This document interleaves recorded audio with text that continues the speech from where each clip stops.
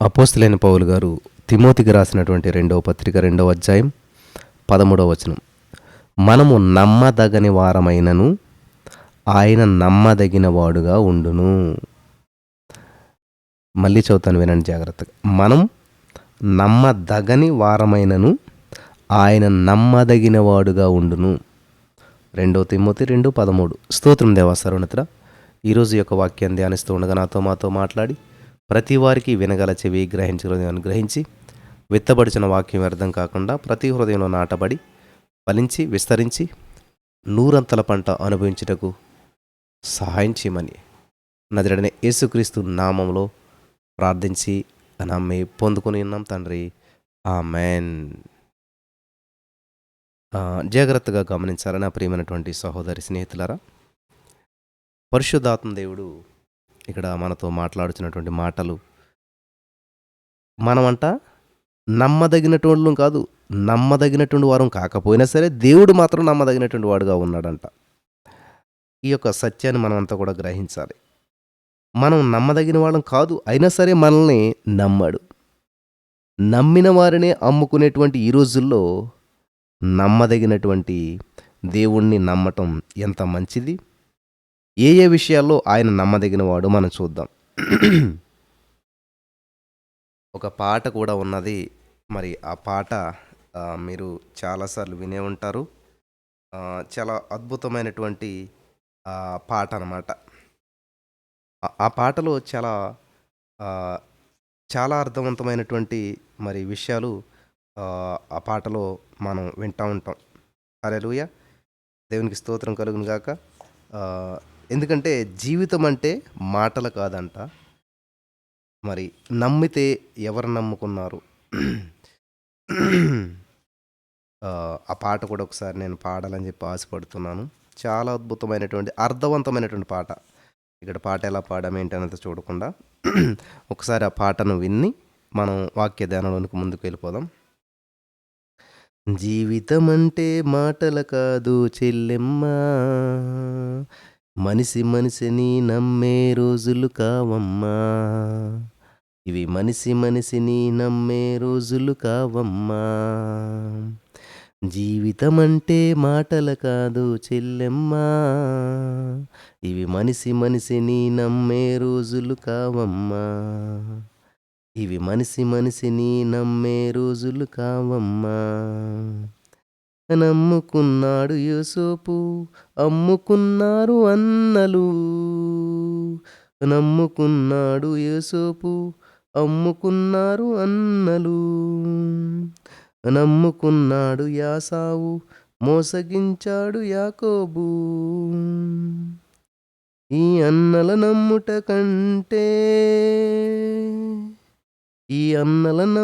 కంటే అన్న యేసుని నమ్ముకో. రాజ్యము నీదే ఏలుకో, పరలోకం నీదే ఏలుకో. జీవితం అంటే మాటలు కాదు సెల్లెమ్మా, ఇవి మనిషిని నమ్మే రోజులు కావమ్మా. నమ్ముకున్నాడు యేసయ్య, అమ్ముకున్నాడు శిష్యుడు. నమ్ముకున్నాడు యేసయ్య, అమ్ముకున్నాడు శిష్యుడు. పాపుల కొరకై వచ్చాడమ్మా, ప్రాణాలే తీసేశారమ్మా. పాపుల కొరకై వచ్చాడమ్మా, ప్రాణాలే తీసేశారమ్మా. ఈ మనుషులలోనే మమతలు లేవు, మంచితనానికి రోజులు కావు. అందుకే త్వరపడి యేసుని చేరాలంట. జీవితం అంటే మాటలు కాదు చెల్లెమ్మా, ఇవి మనిషిని నమ్మే రోజులు కావమ్మా. నమ్మకమైన వాడు ఉన్నాడు మన దేవుడు, నమ్మదగినవాడు వస్తాడు త్వరలోనే. నమ్మకమైన వాడు ఉన్నాడు మన దేవుడు, నమ్మదగినవాడు వస్తాడు త్వరలోనే. యేసుని రాకక ముందే, ఆ యేసుని రాకక ముందే మారు మనసును పొందుమా. ప్రభుని చెంతకు చేరుమా, రక్షణ భాగ్యం పొందుమా. జీవితమంటే మాటలు కాదు చెల్లెమ్మా, ఇవి మనిషి మనిషిని నమ్మే రోజులు కావమ్మా. హల్లెలూయా. అర్థమైంది కదా నమ్మకం గురించినటువంటి అద్భుతమైనటువంటి విషయం. సో మీరు చాలా జాగ్రత్తగా వింటే ఈ యొక్క వర్తమానంలో చాలా అద్భుతమైన సత్యాలు మనకు తెలియజేస్తూ ఉన్నాడు. పౌలు గారు తిమోతికి చెప్తున్నాడు, ఈ విషయాలన్నీ కూడా జాగ్రత్తగా వినాలి మనం అంతా కూడా. కాబట్టి ఇక్కడ ఏ ఏ విషయాల్లో ఆయన నమ్మదగినటువంటి వాడో మనం చూద్దాం. మనం నమ్మదగిన వారం కాకపోయినా కూడా ఆయన ఏ ఏ విషయాల్లో నమ్మదగిన వాడని మనం చూసినట్లయితే, యోహాను రాసినటువంటి మొదటి పత్రిక 1వ అధ్యాయం 9వ వచనం మనం చదివినట్లయితే, అక్కడ మన పాపములను మనం ఒప్పుకొని ఎడల ఆయన నమ్మదగిన వాడును నీతిమంతుడును గనుక ఆయన మన పాపములను క్షమించి సమస్త దుర్నీతి నుంచి మనలను పవిత్రులుగా చేయును. నెంబర్ 1, మన పాపములను కడగటంలో యేసుక్రీస్తు ప్రభువారు నమ్మదగినటువంటి వాడు. నమ్మకంగా ఆయన ఎదుట ఒప్పుకుంటే తప్పకుండా నీ తప్పులన్నీ కడిగేస్తాడు. హల్లెలూయా. ఆయన నమ్మదగిన వాడు. ఆయన నమ్మి నీ పాపాలు ఒప్పుకోవచ్చు. ఈ లోకంలో ఎవరి దగ్గరైనా సరే మన తప్పిదాలు ఒప్పుకున్నట్లయితే, ఒప్పుకోవాలని చెప్పి ఏముండదు. ఒప్పుకున్న తర్వాత ఇంకా మన వీక్నెస్ వాళ్ళ చేతిలో ఉన్నట్టుగానే వాళ్ళు మనల్ని ఎగతాళి చేస్తూ ఉంటారు, మనల్ని హేళన చేస్తూ ఉంటుంటారు. ఇంకా అక్కడి నుంచి మన జుట్టు వాళ్ళ చేతిలో ఉన్నట్టు ఉంటుంది. కానీ దేవుడు అటువంటి వాడు కాదు, నమ్మదగిన వాడు. ఎంతైనా నమ్మదగిన వాడు. కాబట్టి ఆయన దగ్గర మన యొక్క తప్పిదాలను ఒప్పుకున్నప్పుడు మన పాపాలన్నిటినీ కడిగేస్తాడంటండి ఆయన. హల్లెలూయా. అది దేవుని యొక్క గొప్పతనం అన్నమాట. అలాగే రెండవది మనం చూసినట్లయితే, కొరింథీయులకు రాసినటువంటి మొదటి పత్రిక 10వ అధ్యాయం 13వ వచనం చదివినట్లయితే, సాధారణంగా మనుషులకు కలుగు శోధన తప్ప మరి ఏదియూ మీకు సంభవింపలేదు. దేవుడు నమ్మదగిన వాడు, మీరు సహింపగలిగినంత కంటే ఎక్కువగా ఆయన మిమ్మల్ని శోధింపనీయడు. అంతేకాదు సహింపగలుగుటకు ఆయన శోధనతో కూడా తప్పించుకుని మార్గమును కలుగజేయును. ఇక్కడ గమనించాలి, దేవుడు మన పాపాలను కడగటంలో నమ్మదగినవాడు. రెండవదిగా మనం చూస్తున్నట్లయితే ఇక్కడ శోధన తప్పించటంలో కూడా నమ్మదగినటువంటి వాడు. హల్లెలూయా. వింటున్నారా ప్రియులారా? నీ శోధన వేదనలన్నీ కూడా నీ నుంచి దూరం అవుతాయి.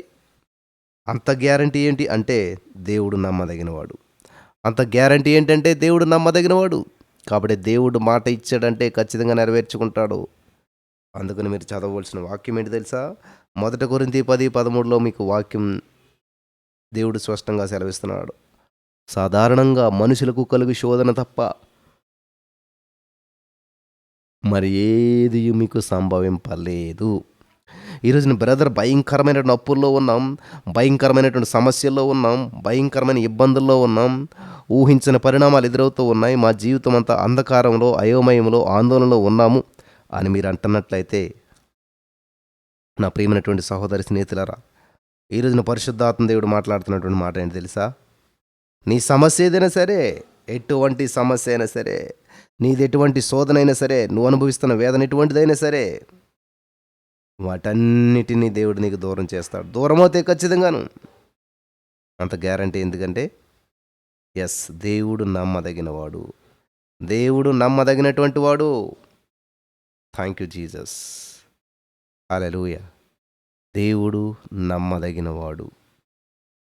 కాబట్టి నా ప్రియమైనటువంటి సహోదరి స్నేహితులారా, దేవుడు చేసే కార్యాలు కంటికి కనిపించవు, చెవికి వినిపించవు,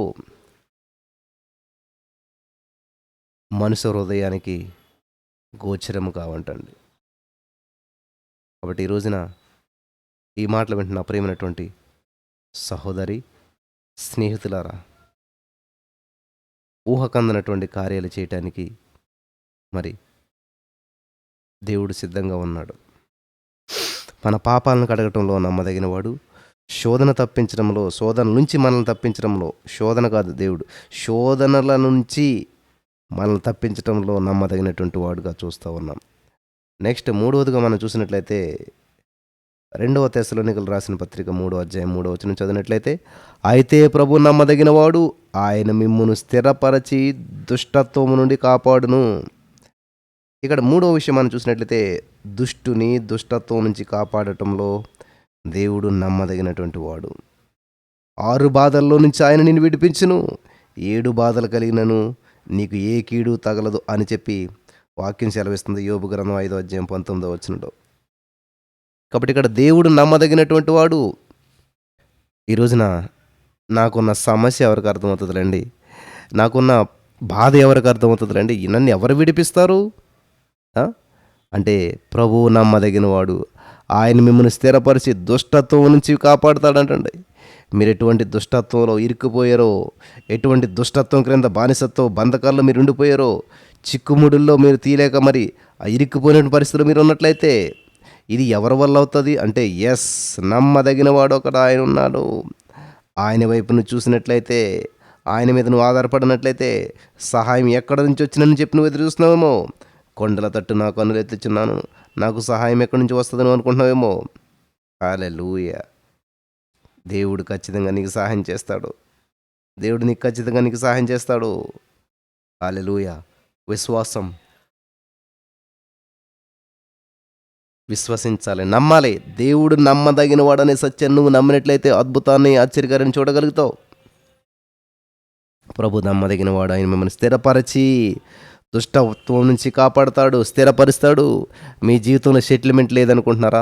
మీ జీవితంలో గందరగోళంలో ఉన్నారా? అప్పుల్లో, అనారోగ్యంలో, నిందల్లో, సమస్యల్లో, భార్యాభర్తల మధ్య సరైనటువంటి అవగాహన లేక విడిపోయిన పరిస్థితుల్లో దూరంగా ఊహకందనటువంటి మరి పరిస్థితులు, భిన్నమైనటువంటి పరిస్థితుల మధ్య, ప్రతికూల పరిస్థితుల మధ్య నివసిస్తూ జీవితం ఏమి అంధకారంలో, గందరగోళంలో ఉన్నట్లయితే దేవుడు నమ్మదగిన వాడు. ఎందుకో తెలుసా? మిమ్మును స్థిరపరచి, హల్లెలూయా, అంటే సెటిల్మెంట్. స్థిరపరచడం అంటే ఏంటంటే సెటిల్మెంట్ అనమాట.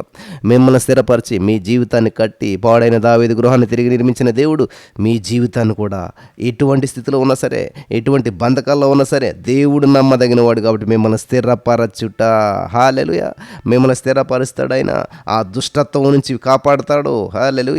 ఏ దుష్టక్రియల వల్ల మీ జీవితాలు అలా నాశనం అయిపోయావు, ఏ దుష్టక్రియల వల్ల మీ వ్యాపారం అలా మరి పతనం అయిపోయిందో, ఏ దుష్టక్రియల వల్ల మీ జీవితంలో ఇటువంటి అప్పులు, అనారోగ్యం, పేదరికం, ఒంటరితనం, కృంగుదల, నిరుద్యోగం, మానసిక ఒత్తిళ్ళు ఇవన్నీ ఏలుబడి చేస్తూ ఉన్నాయో, దేవుని వైపు చూసినట్లయితే, దేవునికే స్థానం ఇచ్చినట్లయితే దేవుడు కలుగజేసుకుని మైటీ మార్కులు చేయడానికి ఆయన ఇష్టపడుతున్నాడు. హల్లెలూయా.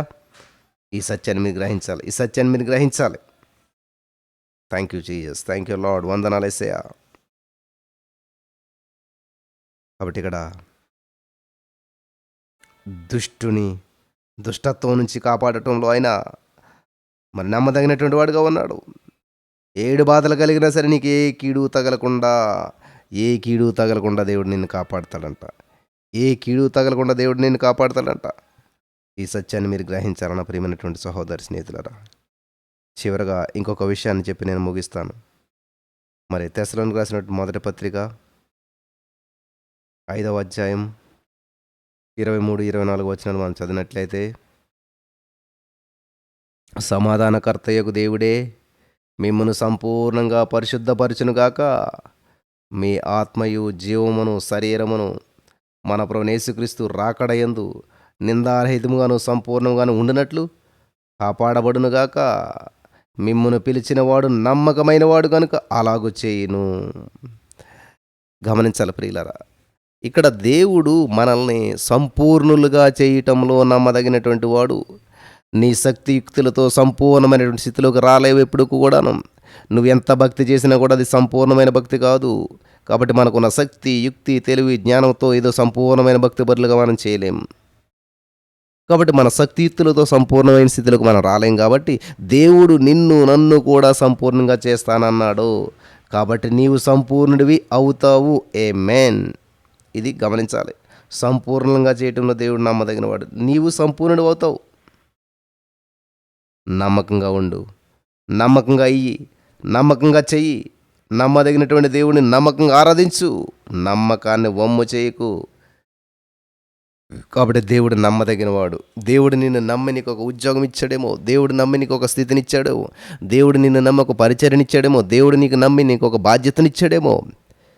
కాబట్టి దాన్ని విస్మరించొద్దు. నమ్మకత్వాన్ని కోల్పోవద్దు. ఖచ్చితంగా నమ్మకంగా చేయండి ప్రియులారా. దేవుడు ఎంతైనా నమ్మదగినవాడు. నమ్మకంగా నువ్వు చేసినట్లయితే నమ్మకమైన వానికి దీవెనలు మెండుగా వచ్చినట్ట. హల్లెలూయా. నీవు దేవుడు నీకు ఇచ్చిన పని నువ్వు నమ్మకంగా చేసినట్లయితే నమ్మకమైనటువంటి వానికి అంటండి దీవెనలు మెండుగా ఉంటాయంట. దీవెనలు మెండుగా ఉంటాయంటండి.